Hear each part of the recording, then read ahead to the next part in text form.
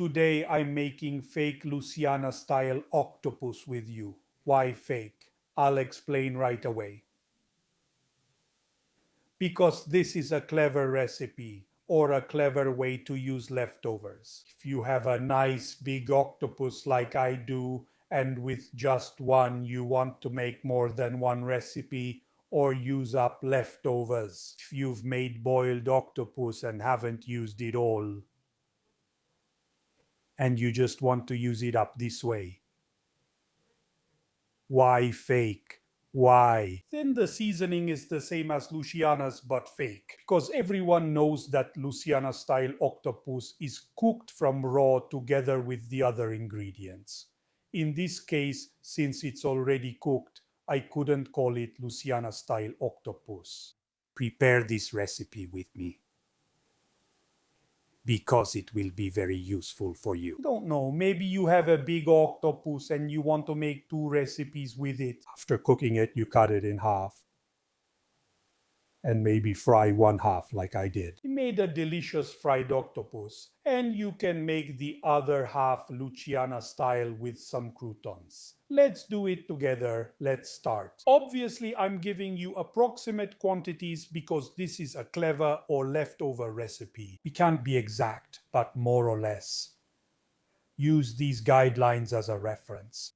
700-800 grams of octopus, about 10 salted capers, 100-120 grams of Itrana olives, the Gaeta olives, 400-500 grams of cherry tomatoes, canned or fresh Dattarini tomatoes, 3 to 4 tablespoons of extra virgin olive oil, a couple of garlic cloves, a small bunch of parsley, and a little bit of chili pepper, optional. But in my opinion, it works really well. Just a pinch of salt if needed. Please make sure to taste it at the end and then adjust. And to finish, a nice piece of rustic bread would be even better. So first of all, I cut the garlic in half. I remove the core.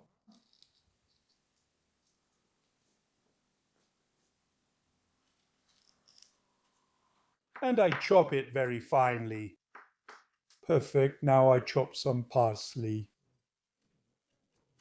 We'll need it at the end, but I find it convenient to do it this way. Then I wash the cutting board there, I told you. After that, I pit the olives.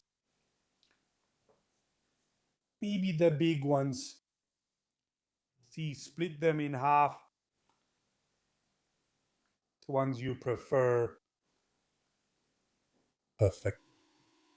Now, by the way, let me remind you that my 2 cookbooks are available only on Amazon worldwide. Just search for Carlo Gaiano and you'll get them in no more than 2 days. Now I'm cutting the octopus into pieces. As you can see, I've cleaned it by removing some of the skin and also some of the suckers. I'll be honest with you. When the octopus is too big, this one was whole, 2 kilos. They make me a bit uncomfortable. The suckers bother me a little. Perfect. Now, in a pan, I add some extra virgin olive oil and then add the garlic. When you do this, always use the back of the knife if you don't want to eat wood or plastic from the cutting board.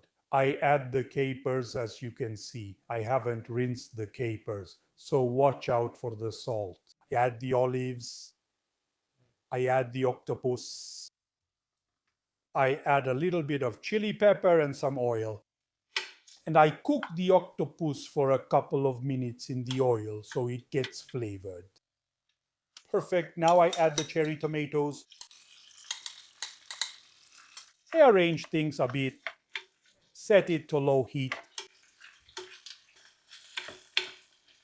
And let it cook for 15 minutes on low heat. Luciana-style octopus is called that because it originated in the Santa Lucia district in Naples.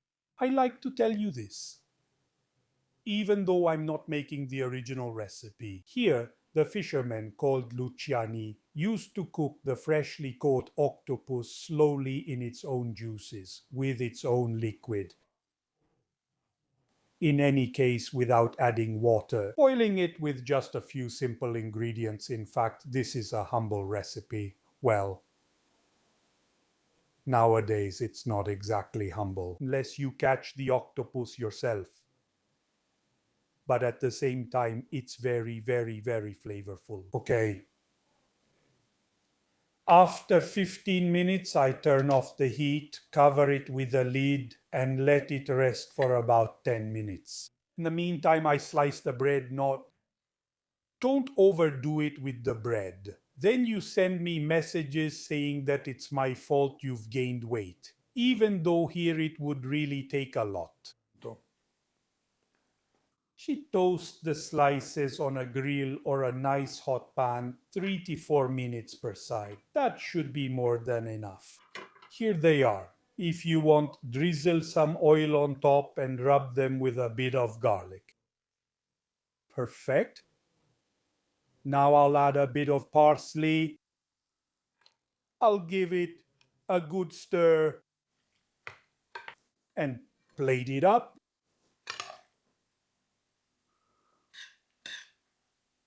Let's see, a bit. It's hot, huh? I'm definitely going to burn myself.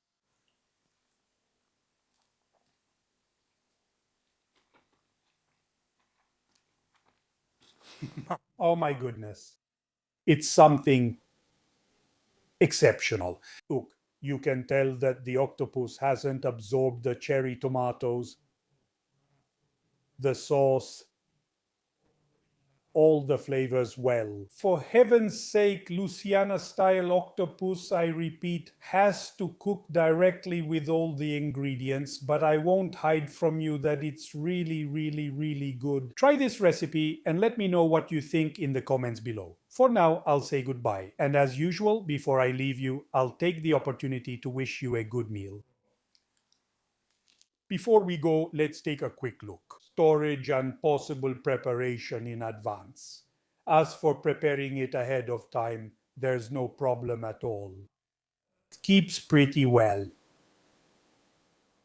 Don't overcook it, so maybe stop cooking it halfway through. So, for example, if it needs to cook for 20 minutes, just let it cook for 10 minutes, then stop the cooking and finish cooking it later. And before serving it this way, you'll also find it already warm. As for storage, it keeps for 2 to 3 days in the refrigerator. In exceptional cases, you could also reheat it in the microwave, but I would recommend always putting it in a small pan or a little pot and let it heat up on low flame for about 10 minutes, keeping it covered with the lid.